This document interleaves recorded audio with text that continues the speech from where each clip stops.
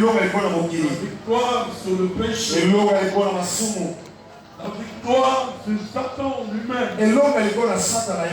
La victoire sur vous-même. Que l'Éternel soit votre lumière. Sur votre sentier.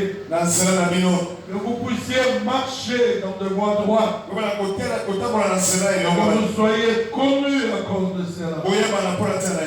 Voici l'homme. Voici la femme qui marche dans de voies droites, qui craint l'Éternel. Que vous soyez réputés pour cela. Amen. Amen. Je vous préviens qu'aujourd'hui on va déborder un peu à cause de la Sainte Seine et de la double offrande d'aujourd'hui. Nous ferons de notre mieux pour que nous n'allions pas au-delà de ce qui est possible. Pour ceux qui étaient là le mardi et même le jeudi, particulièrement le jeudi, nous avions médité sur Actes des Apôtres. Chapitre 26, versets 17 et 18. Dans le verset 17 et 18. Christ, après s'être montré à Paul, sur la route de Damas, il va me dire ceci au verset 17. J'étais choisi du milieu de ce peuple et du milieu des païens vers qui je t'envoie, afin que tu leur ouvres les yeux pour qu'ils passent des ténèbres à la lumière et de la puissance de Satan à Dieu, pour que le reçoive par la foi en moi le pardon des péchés et l'héritage avec le sanctifié. Je te choisis du milieu de ce peuple. Chacun d'entre nous, de ceux qui sont là cet avant-midi, et si vous êtes ici ce matin, c'est parce que vous êtes le choix de Dieu. Du milieu de ceux de ta famille, du milieu de ceux de ta génération, Dieu t'a pris. Dieu t'a sorti de là. Dieu t'a mis sur le piédestal. Dieu t'a mis en évidence pour que tu sois à lui. Choisir, c'est mettre en valeur. Dieu t'a appelé pour que tu sois un homme, une femme de valeur. Du milieu d'un grand monde. Si le président entrait ici, et s'il t'appelait toi à ton nom, du milieu de cette foule qui est là, tu te réjouirais. Il te mettrait en évidence. Tout le regard serait sur vous. Tout le monde chercherait à savoir qui vous êtes réellement. Pour que Dieu, pour que le président prête attention à vous. Qui vous êtes? Quelles sont vos origines? Quelle est votre famille? Quelle est l'histoire de votre vie? Quelle est votre destinée? Si Dieu le fait avec vous, c'est parce que pour lui, vous avez du prix. Vous avez de la valeur. S'il vous amène ici, du milieu des membres de ta famille, du milieu de ceux qui sont nés avec toi, et qui ont grandi avec toi, c'est que tu n'es pas n'importe qui. C'est vrai que Paul, pendant longtemps, il est resté dans l'ignorance. Pendant longtemps, il a mené la vie de persécuteur de chrétiens. Il a apporté son vote à ceux qui immédiatement les chrétiens. Mais là, Dieu me donne, me surprend. Vous aussi ce matin, vous ne le saviez pas. Vous menez ou vous meniez autrefois de vie qui était là-bas. Comme Paul. Mais ce matin, Dieu te dit qu'il t'a choisi. Il t'a choisi. Tu vas être à lui. Une femme à Dieu. Un homme à Dieu. Pour Dieu. Avec Dieu. Pour accomplir le but de Dieu. Qu'est-ce qu'il dit à Paul au verset 18? La mission que je te confie. La première, tu vas ouvrir les yeux de plusieurs. Tu vas ouvrir les yeux de plusieurs. Est-ce que ces hommes et ces femmes ne voyaient pas? Ces païens, c'est-à-dire ceux qui n'étaient pas juifs, est-ce qu'ils ne voyaient pas? Sûrement qu'ils voyaient. Mais ils voyaient avec les yeux physiques. Mais ils n'avaient pas les yeux spirituels pour voir la gloire de Dieu resplendir sur un homme, sur une femme. La gloire de Dieu va resplendir sur vous. Vous allez voir les écailles tomber de vos yeux. Donc cela est arrivé à lui-même, Paul, sur la route de Damas. Il y a des choses que vous ne compreniez pas, que vous allez comprendre maintenant. À leur juste valeur. Tu vas comprendre ça. Mais il y en a aussi que vous aimiez le plus, alors qu'elle n'avait aucune valeur. Une piètre valeur. Aujourd'hui, ces choses-là, vous allez les rejeter. Vous ne les aimerez plus jamais. Et vous allez pleurer comme Paul. Vous direz ceci. Je le faisais par ignorance. Parce que j'étais loin de Dieu. Mon intelligence était obscure par le péché, par le monde. Aujourd'hui, je vois clairement, plus jamais, je ne ferai ces choses-là. La deuxième chose, il dit à Paul que tu vas faire passer aux païens de ténèbres à la lumière. Est-ce qu'il n'y avait pas de soleil? Est-ce qu'il n'y avait pas de lune? Est-ce qu'il n'y avait pas d'étoiles? Le soleil était là, la lune, les étoiles éclairaient le monde. Mais il s'agit de quelle lumière? Ils vont passer des ténèbres à la lumière, des ténèbres de péché, des ténèbres du monde, de la nature pécheresse. Comme je l'avais dit une fois ici, le péché au singulier dans la Bible signifie la nature pécheresse que nous avons hérité d'Adam. Ça c'est notre héritage commun reçu d'Adian. La La nature pécheresse. Ou nature encore le péché singulier. Vous commettez de péché à cause de cette nature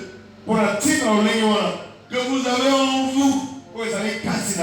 Mais dans la Bible, quand vous voyez les péchés au pluriel, c'est le fruit produit par le péché au singulier.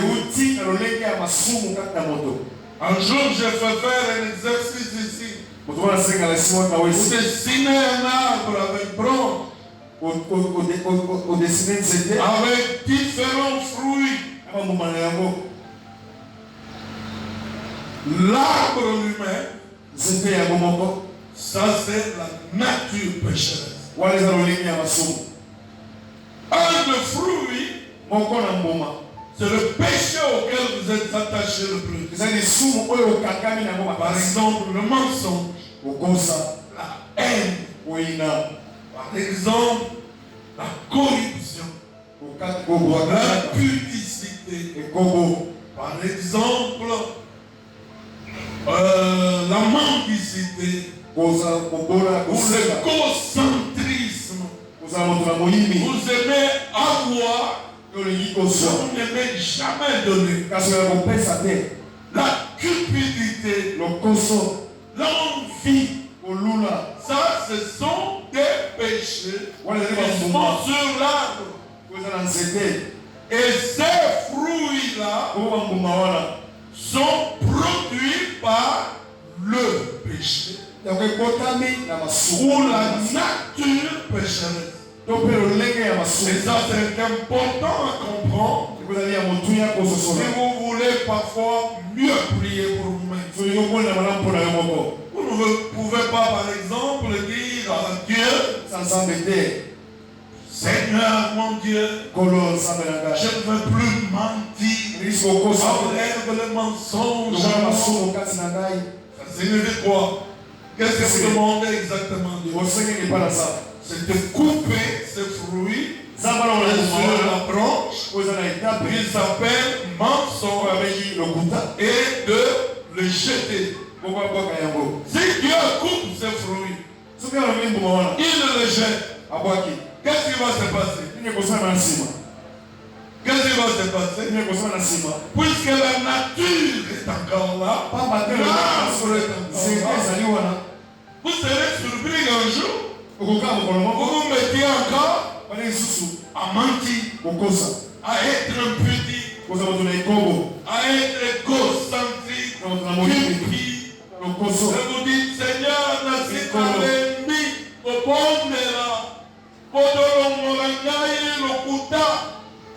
tu n'as pas de problème avec le Kuta, tu as des problèmes avec ta nature. Ta nature doit être assujettie, soumise à Christ, à la vérité qui est en Christ et qui est dans la parole. Dans la parole de vérité, vient soumettre ta nature pécheresse. Et quand cette vérité prend la place en vous, Christ prend la place en vous, vous allez vous rendre compte qu'un jour, sans faire attention, sans prier, que vous ne mentez plus, que vous ne volez plus, que vous ne courez plus après le phare, que vous n'aimez plus la cigarette. La cigarette que vous aimiez tant, vous n'aimez plus sentir l'odeur. Et quand quelqu'un qui fume passe par devant vous, vous le regardez drôlement et vous lui dites, et pourtant vous étiez vous-même un grand fumeur. Qu'est-ce qui est arrivé? La vérité a soumis ta nature pécheresse. C'est le travail que Dieu donne à Paul. Il va faire passer les gens de ténèbres de leur péché péché, à la lumière de la vérité, qu'il soit dans la lumière. Et quand quelqu'un est dans la lumière, il s'étonne lui-même que c'était lui qui faisait ces choses et qui se met parfois à pleurer sur lui-même. Seigneur, c'était moi qui me souffrir ma femme comme ça. C'était moi qui faisais souffrir mes pauvres enfants qui n'avaient même pas demandé de venir au monde. Qu'est-ce qui me faisait souffrir? Qu'est-ce qui me prenait? Tu te mets à pleurer sur toi-même. Qu'est-ce qui me prenait à livrer mon corps à n'importe quel jeune gens? À livrer mon corps à n'importe quelle fille. Comment je manquais de dignité. Je n'avais aucun respect de moi-même. Et comme je n'ai aucun respect de moi-même, comment je vais respecter les autres? La lumière arrive. Donc comment savoir clairement c'est que vous ne compreniez pas. La troisième mission, pour que le reste soit par la foi en Jésus, en le pardon de péché. Christ vient en vous. Il vous accorde le pardon de péché. Non seulement il vous accorde le pardon de péché, mais il vous accorde également l'héritage avec le saint, avec ceux qui marchent dans la crainte de Dieu. Ils marchent. Alors la vérité, quand elle vient en vous, non seulement elle vous éclaire, je dis le matin, quand elle vous éclaire, vous abondez en action de grâce. Vous allez voir comment vous allez aimer le Seigneur et vous abandonner à lui. Nous avons lu 1 Timothée, chapitre 1er. Regardez ce que Paul va écrire à partir du verset 12 jusqu'à la fin. Est-ce que Paul dit? Je rends grâce. Rendre grâce signifie remercier. Je rends grâce à celui qui m'a fortifié, à Jésus, notre Seigneur, et qu'il m'a jugé fidèle. Jésus, il m'a rendu fort. Il m'a donné la victoire sur le péché. Et il m'a jugé fidèle. Moi qui n'étais rien du tout. Regardez le verset 13. En m'établissant dans le ministère. Moi qui étais auparavant un blasphémateur, un persécuteur, un homme violent, mais j'ai obtenu miséricorde parce que j'agissais par ignorance, dans l'incrédulité. Regardez la lumière quand elle vient chez Paul. C'est Paul qui a persécuté les chrétiens, qui a mis à mort certains d'entre eux, qui est allé à Damas pour saisir certains d'entre eux, pour les jeter en prison. La lumière arrive dans son esprit. Qu'est-ce qu'il dit? Personne ne le pousse à le dire. Lui-même, il se rend compte de ce qu'il était. En réalité, moi, Paul, je n'étais qu'un blasphémateur. Je n'étais qu'un persécuteur, un homme violent. Quand la lumière de Christ arrive, dans leur intelligence, se rendent compte de ce qu'ils étaient autrefois. Tu sais ce que tu étais autrefois. Tu sais la vie que tu menais autrefois. Ou même que tu as mené jusqu'avant de venir ici. Paul l'a reconnu. Personne ne l'a poussé. La lumière arrive dans son esprit. Il se rend compte que ce qu'il faisait, ce n'est pas ce qu'il devait faire. Oh, moi, Paul, si j'étais mort persécuteur, blasphémateur, si j'étais mort comme un homme violent, que serais-je devenu, moi, Paul? C'est pourquoi Paul abonde en action de grâce. Et il dit à lui-même, j'ai obtenu miséricorde. Qu'est-ce qui m'est arrivé, moi, Paul? Le mot miséricorde contient deux mots. Deux mots latins là-dedans. La dernière partie, corde, vient de cordus en latin, qui signifie cœur. Pour ceux qui connaissent leur français, c'est de là que vient l'adjectif cordial. Mes salutations cordiales. Ça vient du cœur. De moi. Je te transmets mes salutations cordiales. Vient de là. Miséricorde, qui signifie la misère. Une misère mêlée de pitié. Moi, Paul, Dieu est venu déposer dans mon cœur sa grande pitié, son grand amour mêlé de pitié. Ce que je suis devenu, c'est l'amour de Dieu mêlé de pitié qu'il a répandu en moi. Et aujourd'hui, je comprends maintenant que j'étais en erreur. Ce que je faisais n'était pas correct. Je lui-même reconnais. J'agissais par ignorance. Il y a des gens qui sont comme ça. Ils croient faire des choses extraordinaires. Dire des choses sensées. Ils croient même être sages.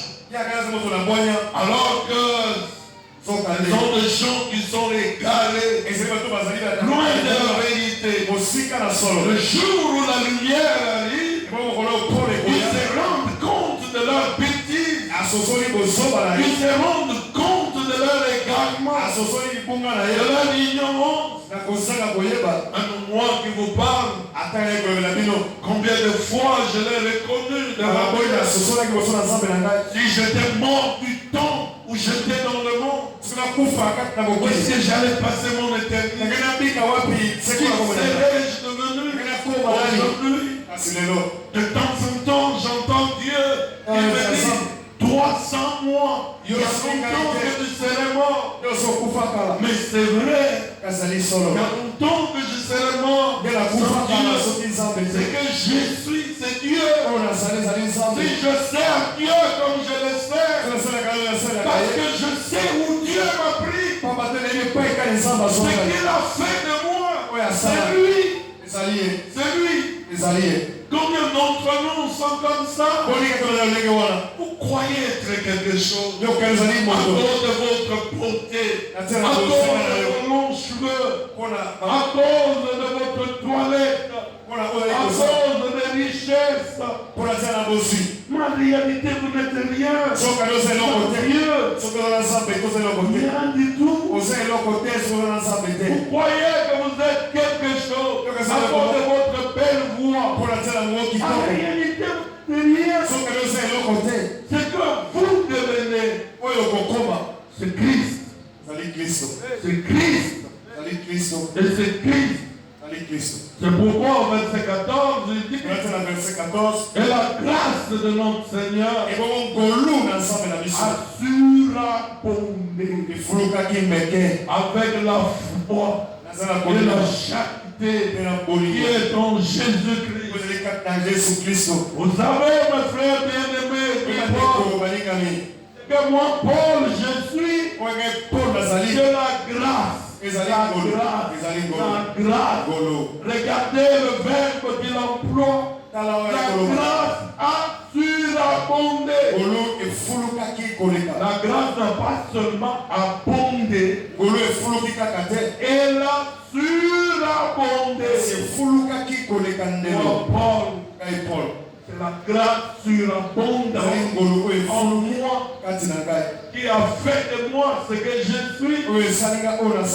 Mais pourtant, si vous étiez à la place de Paul, si moi j'étais à la place de Paul, comment j'allais me glorifier de cette épître que Paul a écrit et qui est ici beaucoup de gens avec plusieurs à la conversion.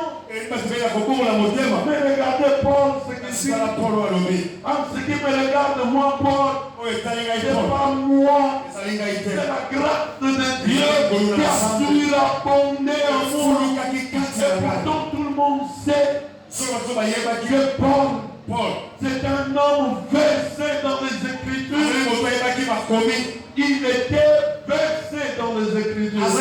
Lisez les épîtres de Paul. Vous verrez quelle intelligence cet homme avait. Faites attention aux épîtres de Paul. Vous verrez que c'est un illustre intellectuel, un homme brillant. Vous pouvez sentir que cet homme à l'école brillait. Il dit non, c'est pas moi, c'est la grâce de Dieu qui a surabondé. Oh, qu'est-ce que la grâce? Sinon la faveur de Dieu conduit rempli de l'amour de Dieu. Il n'arrêtait pas dit. Il n'arrêtait pas dit. Mais la faveur de Dieu, à cause de l'amour de Dieu, il surabondé. Cet amour-là a conduit Dieu à faire de moi ce que je suis. Et j'aime bien également cette grâce a surabondé avec foi et avec charité. Foi, charité. La foi, c'est ce qui fait de toi un homme surnaturel. Qui t'amène à faire des choses impossibles aux yeux d'un grand homme. La foi te distingue. La foi t'amène à poser des actes qui vous étonnent vous-même et qui étonnent un grand homme. Il y en a ici. Je prie Dieu ce matin qu'il leur raconte cette foi-là. La foi qui les étonne.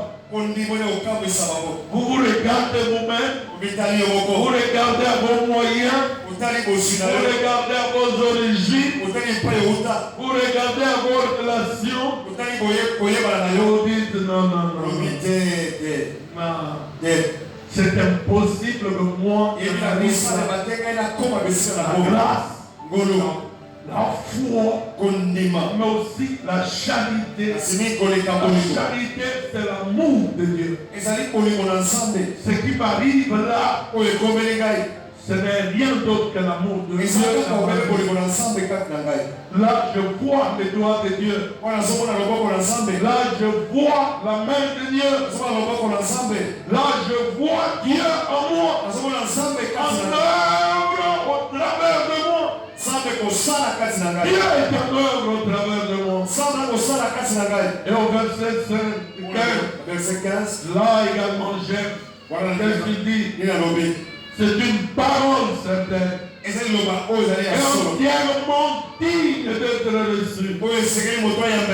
Que Jésus-Christ est venu dans le monde pour, qu'est-ce qui est écrit? Pour sauver le pécheur. Regardez la fin du verset, qu'est-ce qu'il dit? Donc, je suis le premier pécheur.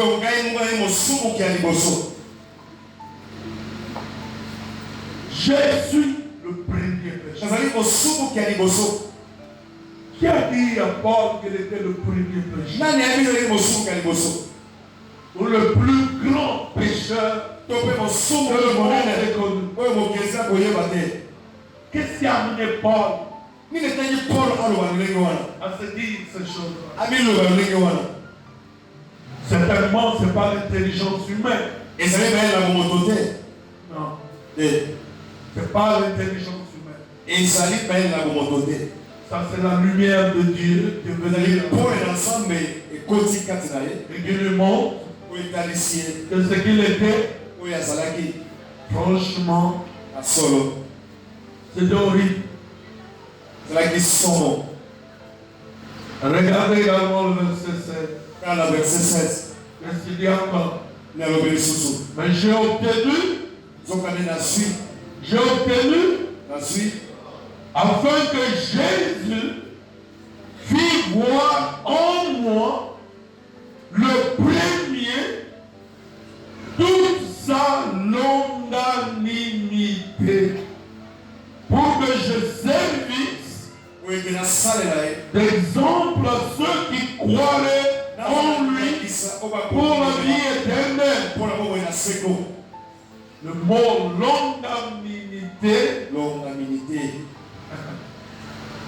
très long et très difficile à prononcer. Tout simplement la passion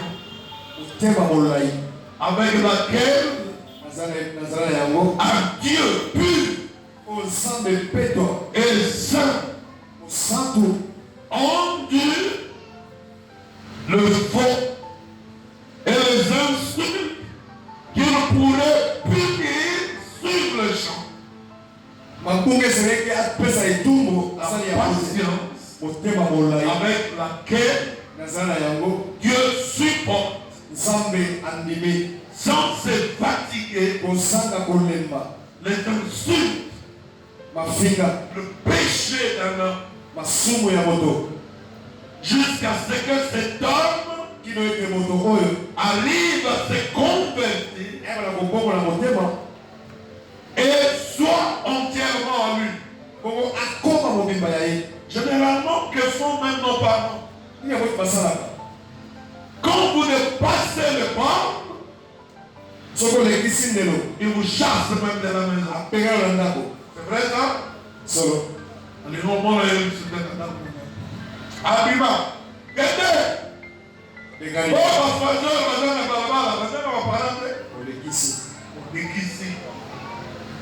on t'aime beaucoup, c'est à Souki, à l'ennemi.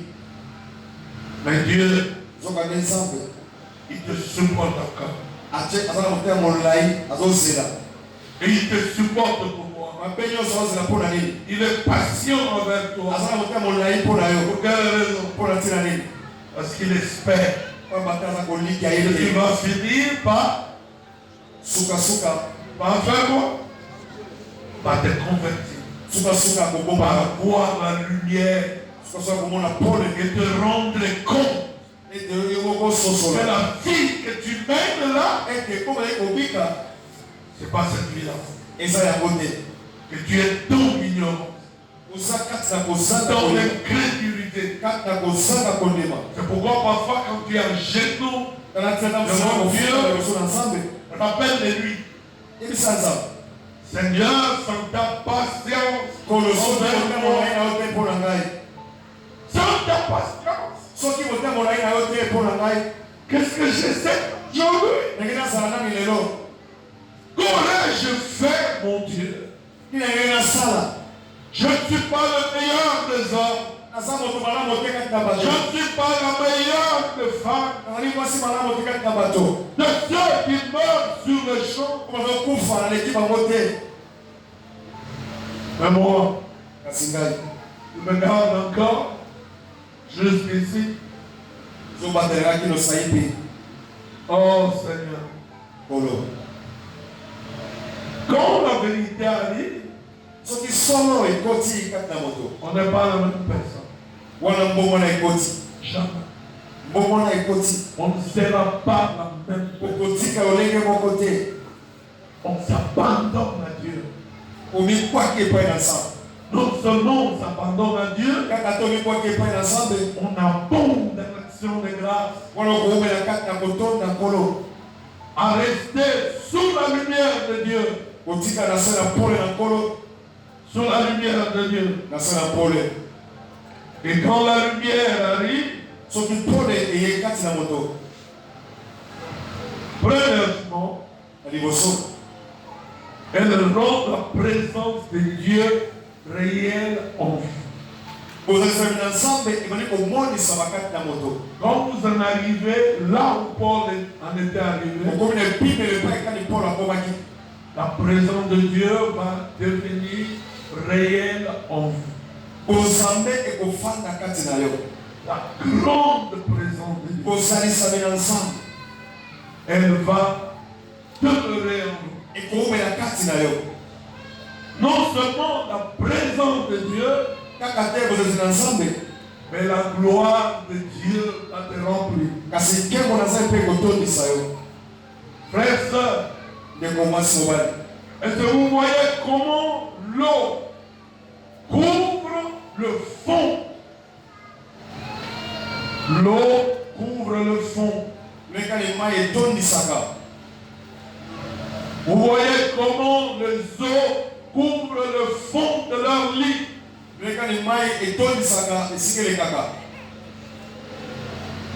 Quand la vérité vous pénètre, la gloire de Dieu va vous couvrir comme les eaux couvrent le fond de mer. La présence de Dieu va être permanente en vous. C'est pourquoi il y a certains d'entre nous, quand ils entrent dans la présence de Dieu, ils se mettent à prier. Ils n'ont pas envie d'arrêter la prière. Cela vous est déjà arrivé? Un cantique va appeler un autre cantique. Vous allez vous mettre à pleurer devant et même à rire devant. Il y a des gens ici qui rient dans la présence de Dieu. Cela vous est déjà arrivé? Moi, ça m'arrive régulièrement. On m'a même dit qu'il y a des gens qui se tombent dans l'assemblée. Papa Sisi Penda Segarani. Nasekaka et Kamu Sakayo. Parce qu'on commence à un niveau. On commence à un niveau. On peut se faire raison. On tourne à l'isoume, tourne à l'isoume. Maman Iguette qui est là est venue me dire un jour, papa, nous étions en prière à la maison.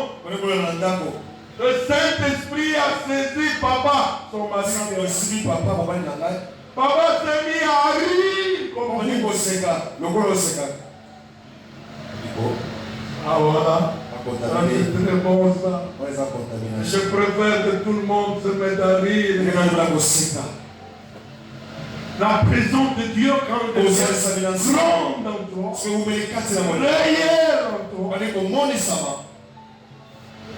sa gloire vous couvre. Sa gloire vous couvre. Et moi ça m'a commencé depuis très longtemps. Quand ma fille était encore toute petite, même quand elle était aux humanités, quand j'en arrivais à ce niveau-là, je la tirais vers moi. m'a couvré de ma main. Et nous étions tous deux sous la couverture. Aujourd'hui, je bénis Dieu. Là où elle est, quand elle m'en parle, je vois les effets de tout cela. Papa, je désire servir Dieu. J'ai une grande faim de Dieu. Un jour, elle m'a écrit, papa, j'ai décidé de chercher Dieu. Et ce jour-là, l'esprit l'a saisi. Elle qui ne servait pas ici, là où elle est maintenant, elle sert Dieu. Il n'y a pas longtemps, elle m'a écrit, j'aimerais que Dieu me visite comme il te visite. Quel me vous quand tu me verras servir Dieu, tu seras en train de pleurer.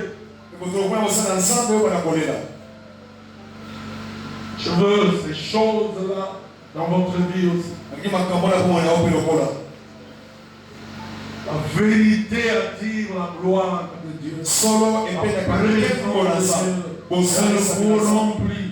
Cette gloire coule comme le flot. Le flot sur vous. Oui, elle coulera. La deuxième chose, on va s'arrêter là pour aujourd'hui. Quand la vérité vous illumine, vous éclaire,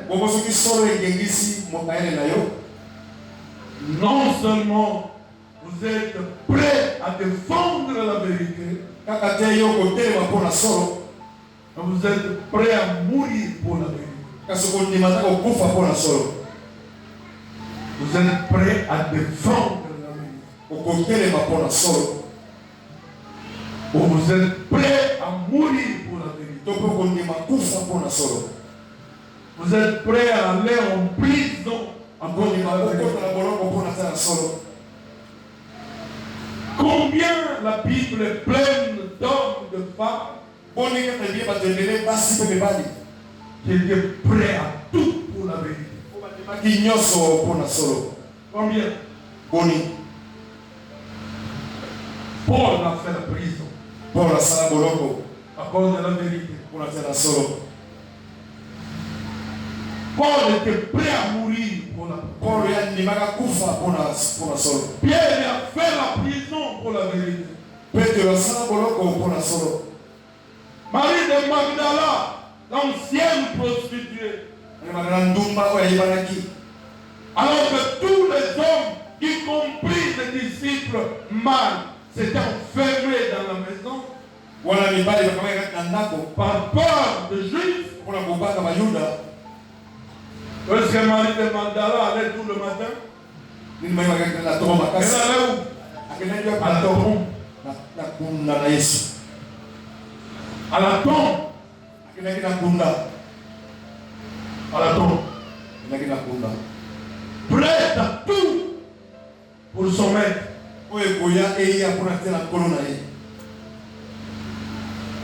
Mais la dernière fois qu'elle a été à la tombe, alors que Christ est ressuscité,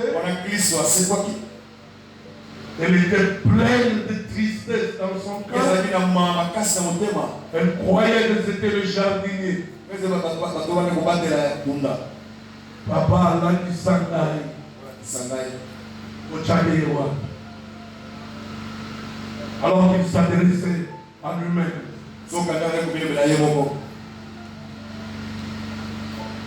Il y a des gens qui sont tellement attachés à des choses sacrées qu'ils sont prêts à les défendre partout.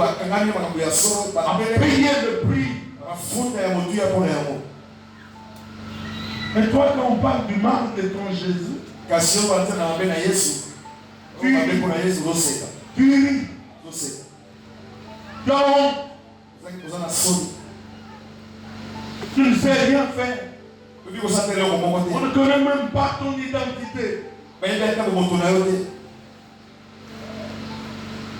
Et pourtant, regardez comment Dieu s'est révélé au travers de Paul sur la route de Rome.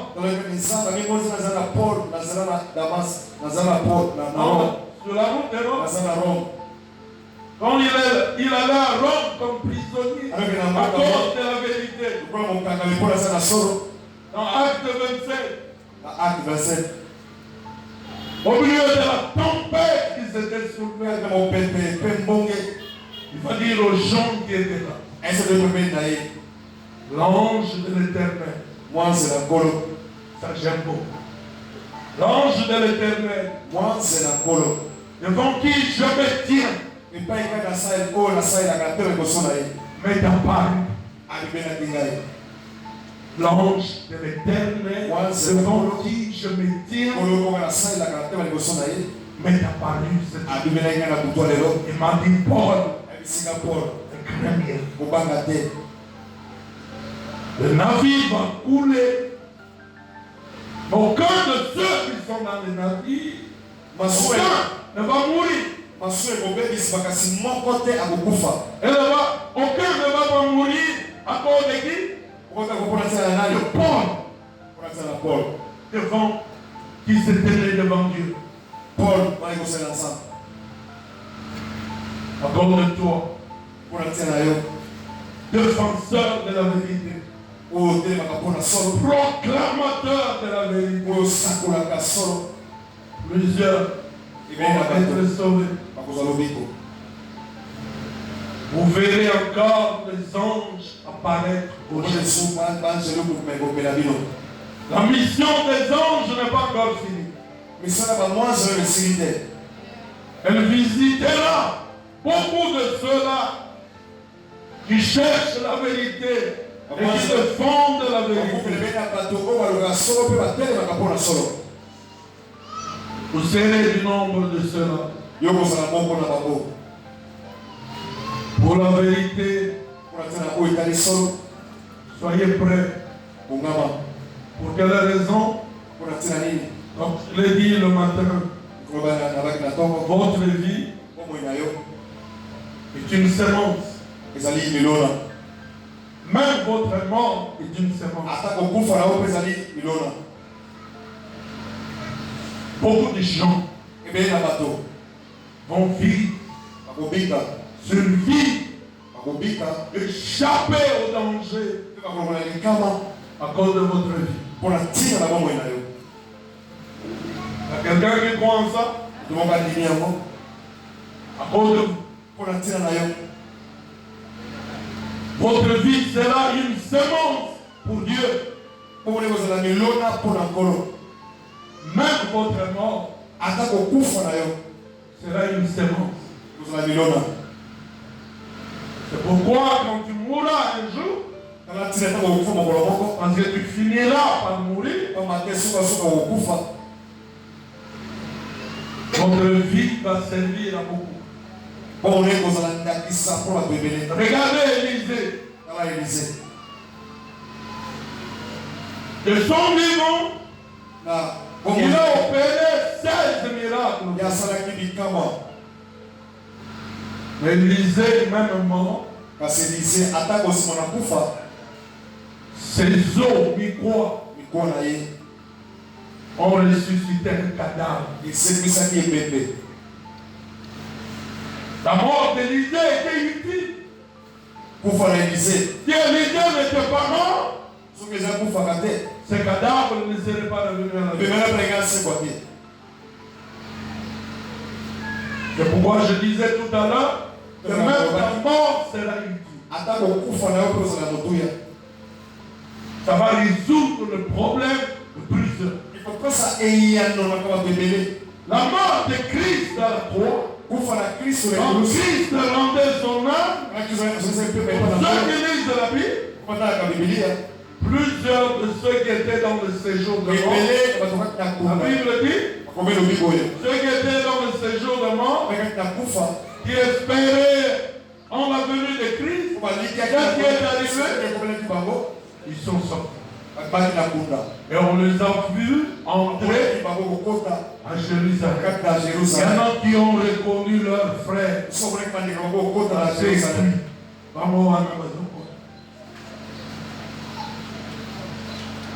Si Christ n'était pas mort, ceux qui traînaient là-bas, c'est pourquoi ne passe pas ton temps inutilement à pleurer le scandale. Ça montre ton impuissance en fait de ta vie une vie utile. Papa, c'est comme ça.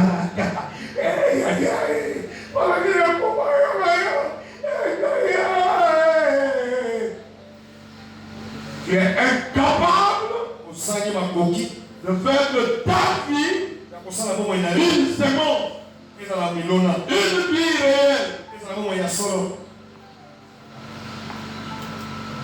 Si ton père est encore vivant, à 80 ans ou à 70 ans, tu as été fatigué de lui. En 90 ans, si c'est à l'Europe, vous allez le mettre où? Dans le homme de vieillard.